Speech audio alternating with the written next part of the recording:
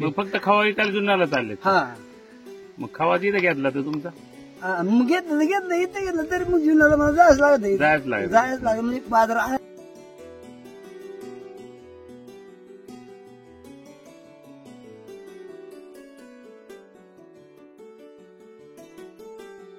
खरं तर पुणे आणि ठाणे जिल्ह्याची ही बॉर्डर आहे.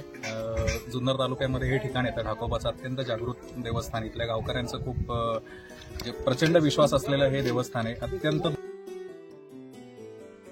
नमस्कार मित्रांनो, सुप्रभात. स्वागत आहे आपलं आडवाटा एक रमणीय प्रवास या आपल्या युट्यूब चॅनलमध्ये. मी डॉक्टर अमोल पुंडे. आज खरं तर आपली सफर आहे ती ढाकोबाच्या दिशेने आणि आज आमचे सहकारी मित्र आहेत ते प्रकाश वनवे, काव्या, डॉक्टर अमोल, नवनाथ भागवत आणि गोविंद जाधव सर. खरं तर नवनाथ भागवत खूप दिवसांनंतर या सगळ्या प्रवासामध्ये आमच्याशी जॉईन झालेत आणि आपल्याला उत्तर पावसाळ्यामध्ये या सगळ्या परिसरात जी आता रानफुलं फुललेली आहेत किंवा या एकूणच निसर्ग सौंदर्याने नटलेल्या परिसरात नक्की काय काय बदल झाले ते अनुभवण्यासाठी आजचा हा दौरा करायचा आहे. आणि आपल्यासोबत ही छोटीशी काव्या आपल्यासोबत आहे. तर काव्याचाही एक युट्यूब चॅनल आहे. तर काव्या काय सांगतील युट्यूब चॅनल बद्दल? माझ्या चॅनलचं नाव जीजे काव्या आहे आणि तुम्ही माझ्या चॅनलला लाईक शेअर आणि सबस्क्राईब करा आणि या काकांच्या चॅनलला सुद्धा लाईक शेअर सबस्क्राईब करा. हो, तर तिचा जीजे काव्या नावाचा युट्यूब चॅनल आहे तर तो नक्की पहा. आणि काव्या संपूर्ण प्रवासामध्ये आपल्या सोबत आहे. काव्या आणि तिचे पप्पा जाधव सर. खरं तर ही दोन्ही जो बापलेकीची जोडी आपल्यासोबत ही सगळी धमाल करणार आहे. चला तर जाऊयात ढाकोबाच्या दिशेने. मित्रांनो, ढाकोबाकडे जाण्यासाठी आपल्याला सुरुवातीला यावं लागतं ते आंबोली गावामध्ये. जुन्नर पासून सर्वसाधारणपणे एक 40-45 मिनिटांचा प्रवास करून आपण सर्वसाधारणपणे एक 25-26 किलोमीटर अंतर पार करून या ठिकाणी येतो. खरं तर हा सगळा परिसर हा जुन्नरचा शेवटचा भाग. म्हणजे अशा अर्थाने की या ठिकाणी पुढे गेल्यानंतर या ठिकाणी शिंगीकाडा आहे, त्याच्या लगत असणारा जो दाऱ्याघाट आहे, जो गेले शतकोनशतके जी वाहतुकीची वाट होती या ठिकाणच्या लोकांसाठीची, तर ती या ठिकाणीच आहे. त्याच्या बाजूला असणाऱ्या धबधब्यांच्या वरच्या बाजूला जे मोरपंखी धबधबा आहे, गडद धबधबा आहे, त्याच्याकडून आपल्याला वरती चढत जाऊन ढाकोबाकडे जायचंय. चला.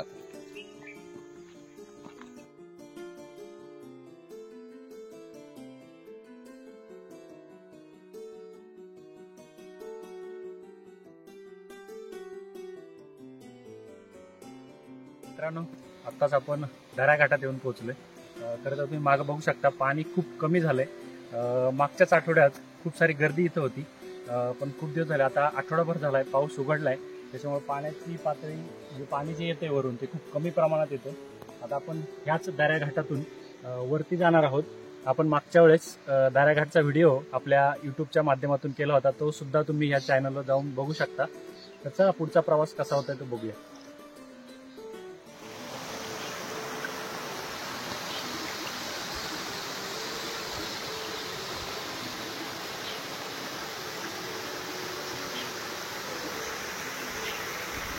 एक 15 ते 20 मिनिटाचं चढत आल्यानंतर आम्ही या ठिकाणी येऊन थांबलेलो आहोत. आमचे सगळे सहकारी सध्या खड्या चढणीमुळं थोडे गामागुम झालेले दिसत आहेत.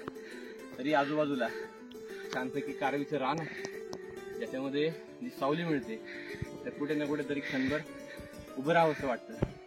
सगळ्यांचाच घाम सध्या पाहू शकतोय आपण छानपैकी. काव्या कसं वाटतंय? छान वाटतंय. काव्या उत्साहात बडबड करत काही काही शाळेतल्या गोष्टी सांगत या ठिकाणी भटकंती करत आहे. आम्ही गुरांमुळे गाय काय आडनाव आमचं आडनाव तिथं जेवण खाऊ ना ते समजवते आपलं. तुम्हीच तुमचं बनवता हा सगळं बाकीचं इथून घेऊन जातो. हा आता जनरल खाऊन 2-3 किलो खाऊ. हा 2-3 किलो खावा. आता आपण वरतीच बनवला आणि तो हा. आता काय भाव जातो खावा? खाऊ 250. अरे वा. अरे आणि म्हणजे ओरिजिनलच आहे असं? हा नाही तसं डुप्लिकेट नाही माहिती. नाही. नाही आता वरती ते छानपैकी मग फक्त खवा विकायला जुन्नरला चालले. हा मग खवा तिथे घेतला तर तुमचा मग घेतलं इथं घेतलं तरी मग जुन्नरला मला जायच लागत जायच लागेल. म्हणजे बाजार आहेच लागेल ना. हेल्पट वाचवला असतं तुमचं. नाही मग हेल्पट नाही वाजलं तर चांगलं. तसं नाही काही नाही खाऊन बघा ना वरून का कसं खाऊन बघा ना घ्या. घ्या ना. हे बरं मापून आणलेले मी नाही ते कमी खपेचं नाही जरा गडद मध्ये मस्त जरा आम्ही हे आणलं होतं जरा भात बीत बनवलं असतं ना भारी आम्हाला वर जायचं ऍक्च्युली बॅटरी आणली ती संध्याकाळी जाताना गायचं कधी येतात भरलेलं अहो आता भरला आता येताना भरला समजा उन्हात काय नाही होणार नाही नाही नाही काही बाहेर आहे. नाही नाही अहो काय नाही रातन सकाळचं आहे फक्त रातन सकाळचं तो काही 4-5 दिवस बांधलं काऊन नाही तुम्ही काय ते सुटलं निसाठी पिशी झाडे ना अहो पाहिजे तर हे बघा ना त्याची पण बाजूला हे- ठेवलंय. हे- तरी त्याचं तोंड बांधा फक्त एकदा. बघा बघा बघा नाही चांगलं नाही काय विश्वास आहे तुमच्यावर इथं गर्दीत काय आणणार आहे तुम्ही मिक्स करायला? धरा धरा तोंड बांधा दोन्हीचे पण सरजी बघा हो जरा पप्पा 1 किलो आताच खवा आपण त्या बाबांकडनं घेतलाय. खरं तर वरती जनावरं चारण्याच्या निमित्ताने ते महिने वरती राहत असतात, गडदमध्ये राहतात. तुला हे. आणि त्या ठिकाणी जी गावठी गायी आहेत, त्यांच्याकडे ज्या गायी आहेत तर त्यांच्यापासून दूध काढून त्याचा खवा बनवलाय आणि ते विक्रीच्या निमित्ताने आज रविवार आहे, जुन्नरला चालले होते. तर खरं तर ग्राहक याच ठिकाणी त्यांना भेटलेत आणि या खव्याचा आस्वाद आपण घेऊयात. मस्त बाबा, एकदम जकास. चेस्ट बांधा त्याचं तोंड बांधा गर्दीमध्ये राहणारे जे बाबा आहेत त्यांची काही वेळापूर्वीच आपली भेट झाली. आपण त्यांच्याकडनं खवा घेतलाय आणि त्यांचा जो जुन्नरला जाऊन खवा विकण्याचा जो विचार होता तो बदलून आता त्यांनी पुन्हा परतीचा मार्ग स्वीकारलाय. आता त्यांच्यासोबत आपली भटकंती होणार आहे.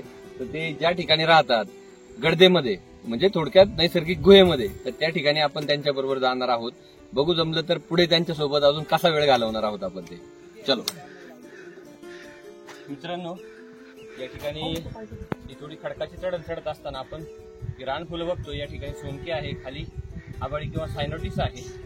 जसं तुम्ही पुढे पाहत याल त्या ठिकाणी तुम्ही पाहिलं तर या खडकामध्ये कोरून शेकडो वर्षापूर्वी या पायऱ्या बनवलेल्या असाव्यात, जेणेकरून पूर्वीपासून ती माणसावरती त्या डोंगरावरती जनावरं चारण्याच्या निमित्तानं सतत जाय करत असतात.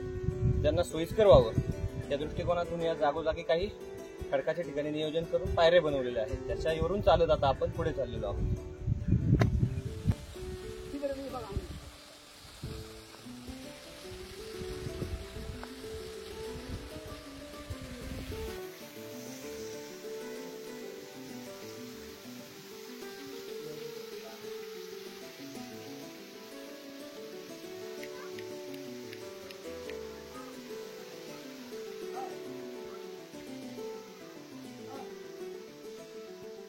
याच गडदेमध्ये बाबांचा अख्खा संसार आहे. मित्रांनो, वरती ढाकेश्वराकडे जात असताना आपण या ठिकाणी गडद धबधब्याच्या परिसरात आलेलो आहोत. आता या ठिकाणी आपण प्रशस्त अशा पद्धतीची ही जी नैसर्गिक गुहा किंवा गड बघू शकतो. या ठिकाणी कारव्यांच्या साह्याने आणि शेडनेट म्हणता येईल किंवा साडीची जे वस्त्र या ठिकाणी बांधून त्यांनी छानपैकी एक निवासाची व्यवस्था केलेली आहे. आणि आतमध्ये त्या ठिकाणी पेटवण्यासाठी काही सरपण ठेवले.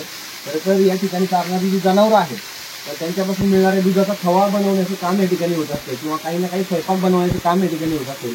तुम्ही कल्पना करू शकता का आतमध्ये गुहेमध्ये ज्यावेळेस तुम्ही बसलेले असता आणि मोठ्या प्रमाणात या ठिकाणी बाहेर पडणारे जे पाणी आहे ते या ठिकाणी निहाळता येण्याची जी संधी या ठिकाणी मिळते. तर मनापासून हा सगळा आजूबाजूचा डोंगर रांगांचा परिसर बघताना, इथली हिरवाई बघताना, इथली एक वेगळी अनुभूती घेण्याची संधी या गडदेच्या माध्यमातून मिळत असते. आणि आता आपण त्या बाबांसोबत वरती चाललेलो आहोत. आपण जे ढाकोबाकडे जात असताना ही मुख्य चढून ज्या ठिकाणी येतो या ठिकाणावरून खरं तर 2 पायवाटा लागतात. एक डावीकडे जाणारी जी पायवाट आहे ती मंदिराकडे जाते आणि उजवीकडे जाणारी जी पायवाट आहे ती ढाका शिखराच्या दिशेने जाते. तर आपण पहिल्यांदा ढाका शिखराच्या दिशेने चाललेलो आहोत आणि तो ढाका शिखराचा अनुभव घेऊन आपण नंतर मंदिराकडे जाणार आहोत. चला तर ढाका शिखराचा आनंद घेऊयात. मित्रांनो, ह्या रस्त्याने जाताना तुम्हाला अशा प्रकारच्या रिबिन्स रस्त्याच्या कडेने बांधलेले दिसतील, जेणेकरून तुम्ही हा रस्ता चुकणार नाही. या रिबिनच्या साह्याने तुमचा प्रवास सुखकर करू शकता. समोर आपल्याला जो साथ घालतोय तो ढाकोबा, ज्यासाठी आपण या ठिकाणी प्रवास पर्यंत येऊन पोहोचलोय, त्याच्या अखेरच्या टप्प्यात आपण आहोत. हे सगळं कारवीचं जंगल पार करून आपण वरती एकदा गेलो की आपण इथूनच अंदाज लावू शकतो का त्या ठिकाणी अक्षरशः पिवळा झालेला ढाकोबा आणि ढाकाचं म्हणजे थोडक्यात शिखर आपण या ठिकाणाहून पाहू शकतोय. खरं तर याच्यावरूनच एक अंदाज लावता येतोय की त्या ठिकाणी किती मोठ्या प्रमाणात रानफुलं सोनकीच्या रूपाने फुललेली दिसून येत आहेत. आपण आता शेवटच्या टप्प्यात आले. थोडीशी चढण राहिली.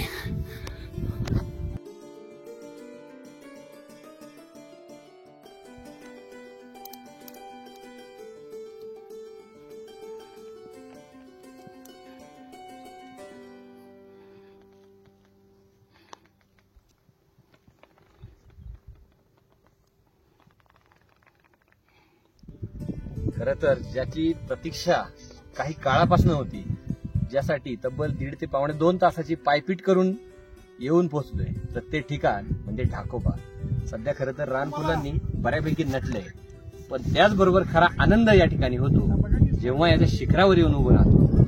सर्वसाधारणपणे या ठिकाणी आता आपण पाहिलं तर हा सगळा अप्रतिम असा निसर्ग सौंदर्याने स्वरसुखाची अनुभूती देणारा हा परिसर आपण या ठिकाणाहून पाहू शकतो.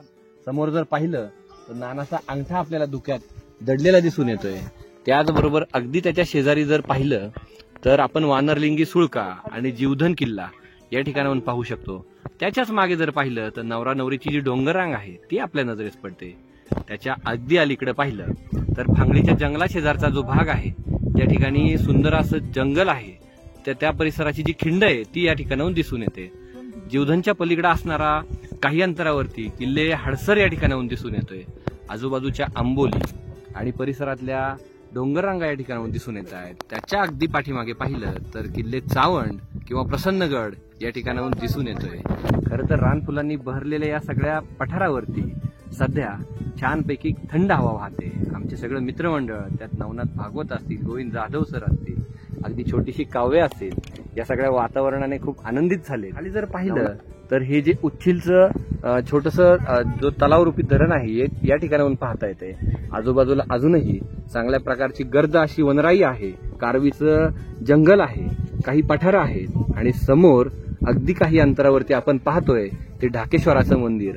त्याच्या पलीकडचा जो परिसर आहे तो भिवाडे आणि त्याच्या वरती असणारा परिसर ते दुर्गावाडीचं पठार आहे, रान आहे, दुर्गाचा तो डोंगर आहे, तोही या ठिकाणाहून दिसून येतोय. त्याच्या पलीकडं आंबेगाव तालुक्याचा जो शेवटचा भाग आहे तो या ठिकाणाहून दिसून येतोय. आता आपण या रानफुलांनी सजलेल्या सोनकीने पिवळ्या झालेल्या पठाराच्या दिशेने आपण थोडं प्रवास करत मंदिराच्या दिशेने वाटचाल करणार आहोत. तोपर्यंत हा सगळा परिसर तुम्ही आपल्या आडवाटा या युट्यूब चॅनलच्या माध्यमातून छानपैकी पाहून घेऊ शकता, त्याचा आनंद घेऊ शकता.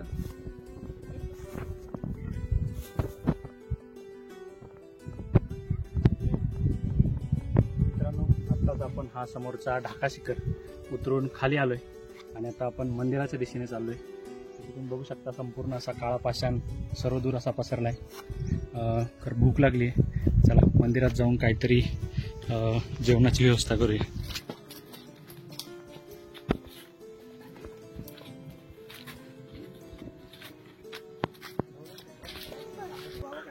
ते नंतर बघू ना.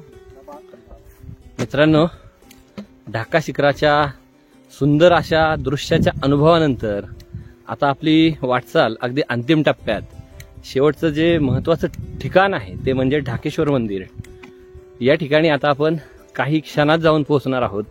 हे सगळं पठार सुंदर अशा पद्धतीच्या गवताळाच्या गालिच्याने हिरवगाळ झालंय. आमची काव्या, तिला खूप भूक लागली आता, तर तिला आता काहीच मिनिटात काहीतरी छानपैकी बनवून देण्याचा आमचा उद्देश आहे.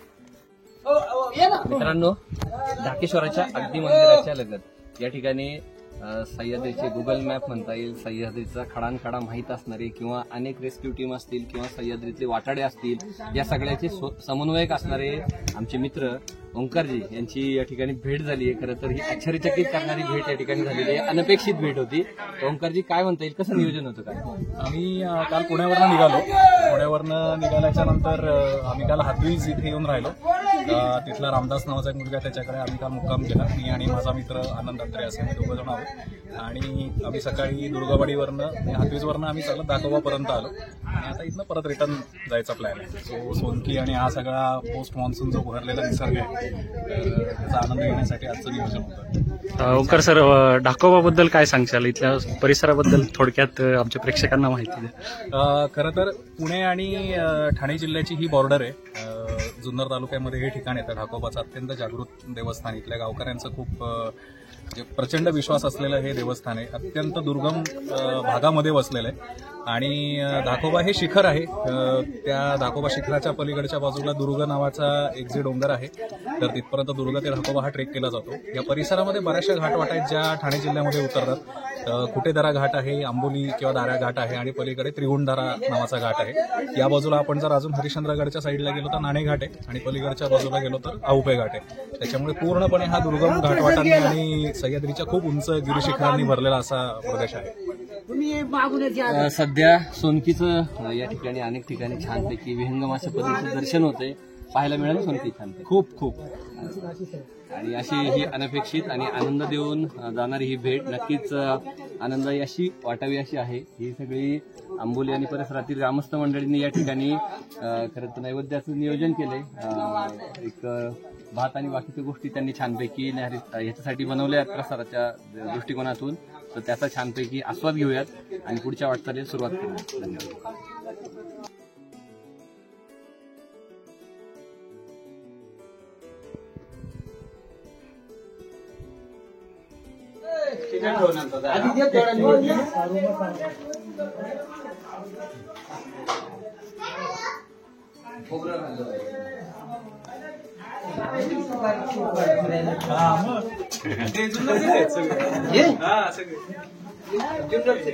पप्पा इथे का आपण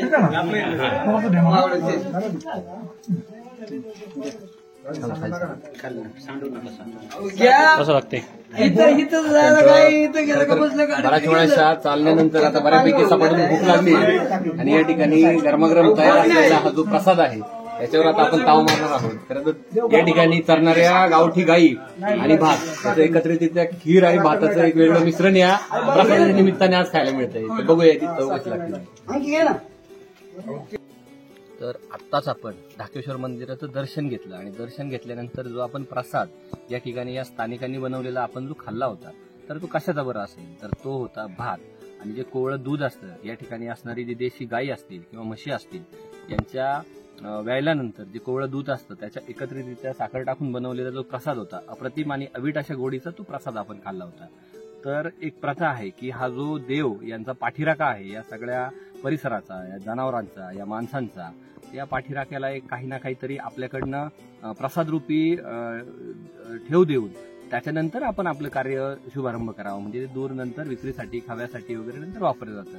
हा वर्षानुवर्षापासून चालत आलेला प्रघात आहे. आजही स्थानिक मंडळी तशाच पद्धतीने जपत आहेत. तर याचा छानपैकी आस्वाद घेऊन, या ढाकेश्वराचं छानपैकी दर्शन घेऊन, या स्थानिकांशी संवाद साधून आता आपण परतीच्या मार्गाला सुरुवात केलेली आहे. चला. नाही म्हातारा नाही तुम्हाला समजत पण चालेल ना. ठीक, नेक्स्ट टाइम. हा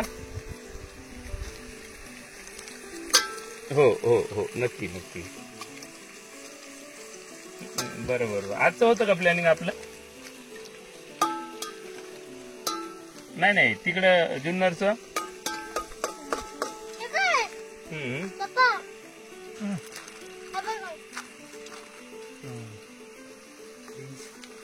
कलर कसा आहे?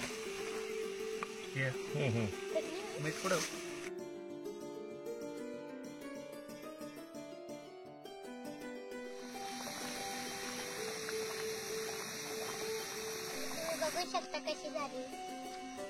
आता भात झालेला आहे आणि चला बघूया आपण खाऊन कसा झाला.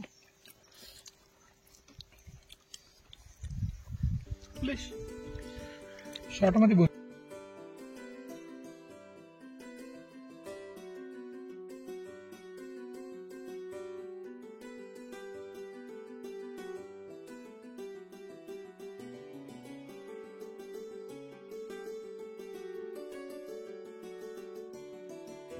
मित्रांनो, आत्ताच आपण ढाकोबाचा ट्रेक करून खाली आलोय. हा दराघाटचा परिसर आहे. तर आपल्यासोबत गोविंद जाधव सर आहेत. तर कसा वाटला ट्रेक? आज सकाळी जवळपास आम्ही 10च्या दरम्यान सुरुवात केलेली आणि 11.5 किलोमीटर आता संपलेला आहे. सकाळपासून जवळपास 1260 मीटर उंचीवरती असलेलं ढाकोबा शिखर आणि त्याच्यानंतर ढाकोबाचं पुरातन मंदिर, हा सगळा परिसर ट्रेक करत असताना एक छान अनुभव आला. आणि परंतु तितकाच उत्साह वाढवणार आणि वरती गेल्याच्या नंतर तळ कोकणाचं दिसणारं जे काही विहंगम दृश्य आहे ते बघितल्याच्या नंतर मिळणारं समाधान प्रचंड आहे. शिवाय वरतून ज्या वेगवेगळ्या रांगा दिसतात, जे मोठे मोठे डोंगर दिसतात, ते बघितल्याच्या नंतर परत एकदा तेही डोंगर आपण असेच जाऊ बघू ही एक मोठी इच्छा निर्माण होते. त्यामुळे एक छान ट्रेक झालेला आहे.